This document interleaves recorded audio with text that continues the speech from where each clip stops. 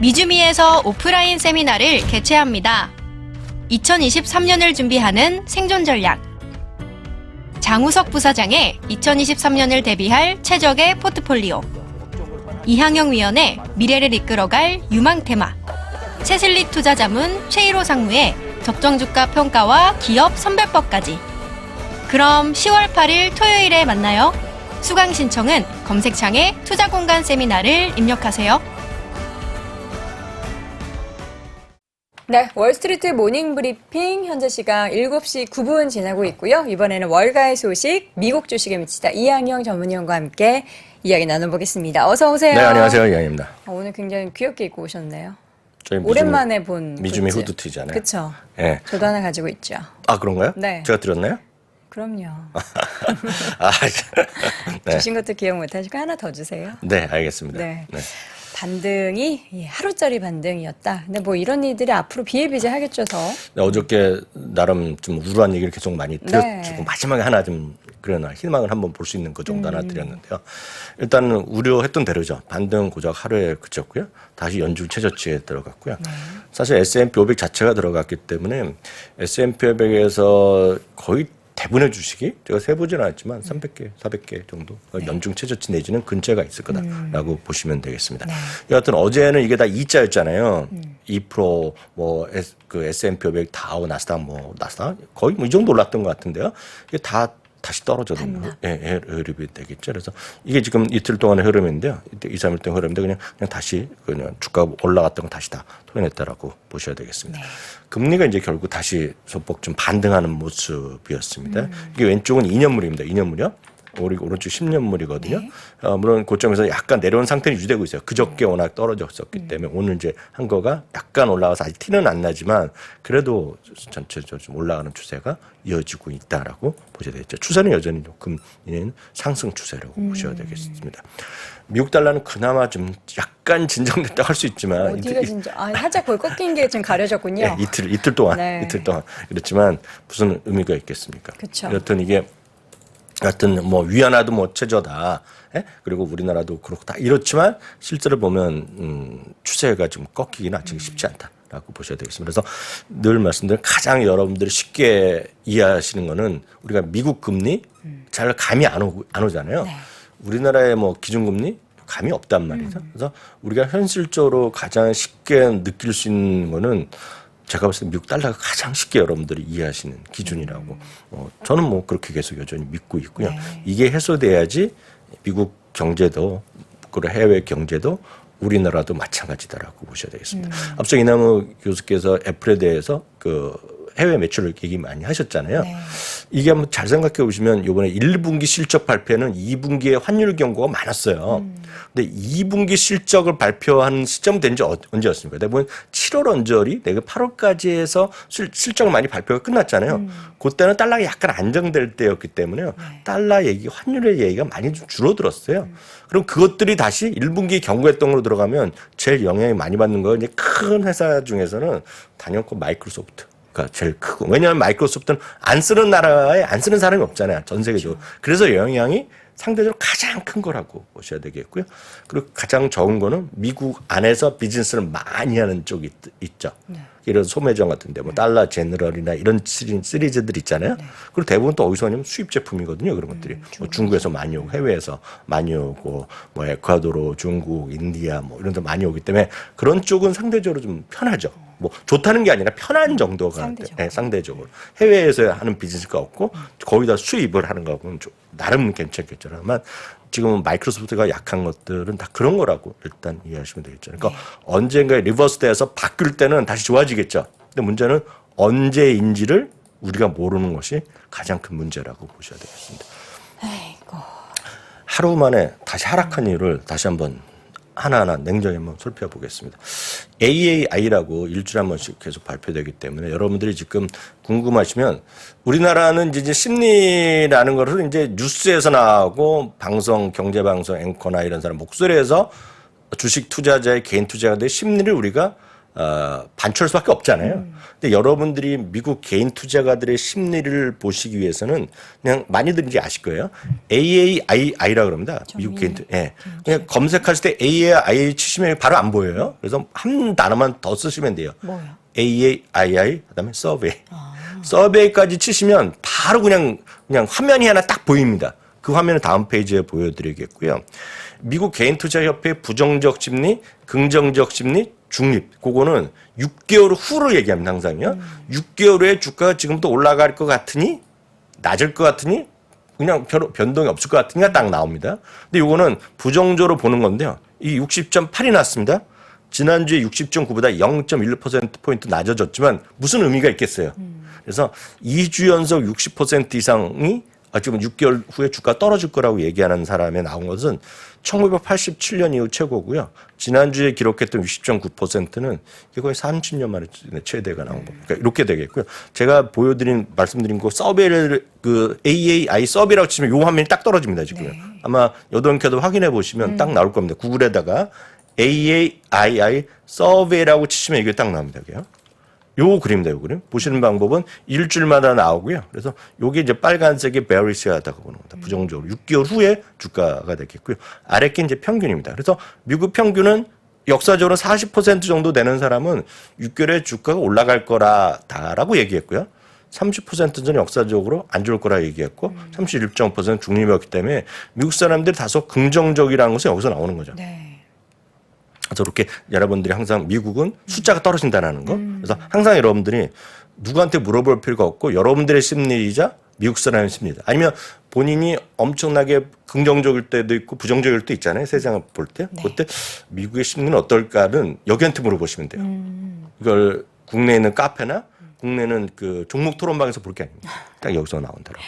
보셔야 되겠습니다. 부정적인 네. 전망에 대해서 개인 투자자분들 저렇게 느끼기 때문에 네. 조그만 악재 시장이 좀 부정적인 환경이 제시가 되면은 시장이 네. 한 번에 좀 큰 폭으로 하락을 하게 그렇죠. 되는 거군요. UBS랑 오늘 소시에채널 얘기를 해드리겠는데요. 네. 수요일의 반등이 어제의 반등입니다. 미국 날짜니까요. 수요일의 반등이 시장의 투자 심리 안정에 별 도움이 되지 못했다. 그러니까 어저께 하루 정도는 의미가 없다는 얘기죠. 인플레이션이 안정세로 접어들었다는 확신이 들어야 된다는 얘기죠. 네. 그러니까 지금은 아직도 지금 물가가 계속 오르고 있고 사람마다 다르잖아요. 이거 심정적으로 보면 여전히 예를 들어서 이런 거 있지 않습니까? 여전히 무슨 뭐 베이컨 값은 떨어졌고 계란 값은 떨어졌는데 버터값 있죠. 버터값은 제가 왜 그런지 모르겠는데 좀 사상 최고로 가고 있습니다 지금요. 그러니까 뭐 품목별로마다 다르겠죠. 네, 그렇죠. 예를 들어서 뭐 버터, 뭐 치즈, 뭐 여러 개 다른데 뭐 버터값이 엄청 올랐단 모양이야. 제품이 좀 안 좋네요. 뭐 그렇겠죠. 근데 여하튼 인플레이션이 안정세로 접어들었다는 확신이 들어야 되는데 아직 확신이 들지 않고 이거는 개인들로 들어야 되면 연준이 그렇게 입장을 해보여야 되는데 그래야지 연준의 매파적 정책이 완화되고 그래야지만 부정적 심리가 회수될 거다. 얘기를 오늘 UBS에 했다는 겁니다. 그래서 하루 이틀에 이렇게 반등 갖고 많은 분들이 이미 그렇게 느끼시겠지만 미국 사람들의 다수 그리고 기관 투자도 이렇게 돼 있다. 네. 소시에채널도 마찬가지. 연준의 태세 전환이 구체화되기 전까지. 그러니까 최소한 이런 건 있어야 되겠죠. 금리가 더 이상 오르지 않을 것 같다. 아니면 한 번이라도 뭐 지금이 예를 들어 10월인데 12월에 한 번 정도 더 끝나면 올리면 이제 끝날 것 같다로 얘기하면 안심이 되잖아요. 근데 지금은 아직까지 올해 4.6, 내년에 4.4, 올해 그 페드워치에서 연준에서 얘기한 거고요. 내년에가 4.6. 이렇게 되면 이게 조금 더 가면 어떠니? 이렇게 걱정을 할 수 있잖아요. 그래서 그런 것들이 좀 나오기 전까지는 변동성. 물론 변동성이 나쁜 것만 있는 게 아니라 좋을 수도 있죠.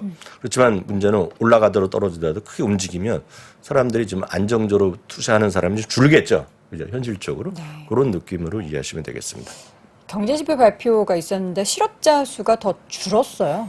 이게 이제 또 하나의 묘미죠. 저희가 엊그저께 뱅크 오브 아메리카 이제 시각을 변화를 얘기해 드리면서 몇 가지 한 대여섯 가지 조건을 통해서 우리가 주가의 바닥을 확인할 수 있다라는 그 하네스의 얘기를 수석 투자 전략가를 한번 표로 한번 보여드린 적이 있는데 그때도 제가 말씀드린 기억이 있습니다. 그때 신규 실업 청구 건수도 그 항목이 들어갔는데 그때 40만 건이 돼야 되겠다. 이게 40만 건도 하나의 조건이었어요.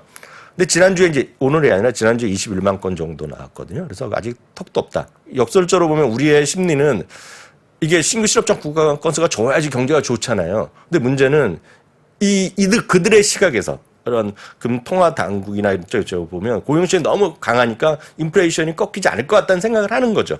그래서 어찌 보면 신규 실업 증가 건수가 좀 더 커지면 높아지면 이거 지금 그러면 이제 인플레이션의 우려가 좀 줄어드는 거 아니야라고 생각할 수 있다는 건데요. 오늘 보면 월가 전망 21만 5천 건입니다. 네.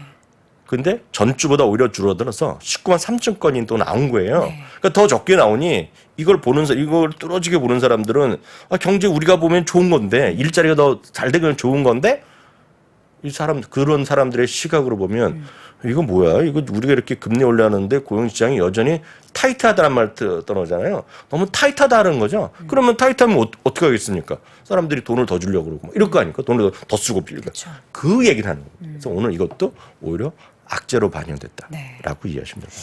자, 이 가운데 앞서서도 이제 계속 저희가 반복적으로 말씀드렸듯이 애플이 좀 충격을 받으면서 네, 이건 뭐 아까 워낙 자세히 말씀드리니까 네. 짧게 말씀드려요. 4.9%나 내려갔고요. 이것도 넘어가겠습니다. 근데 오늘 이제 보시면 뱅크 오브 아메리카는 또 내렸지만 로젠블레스 또 올렸어요. 이렇게 보세요. 아까 보셨겠지만 뱅크 오브 아메리카는 180에서 160으로 내렸거든요. 반대네요. 그러니까요. 로젠블렛은 왜 올린 거예요? 로젠블렛 똑같습니다. 완전히 반대입니다.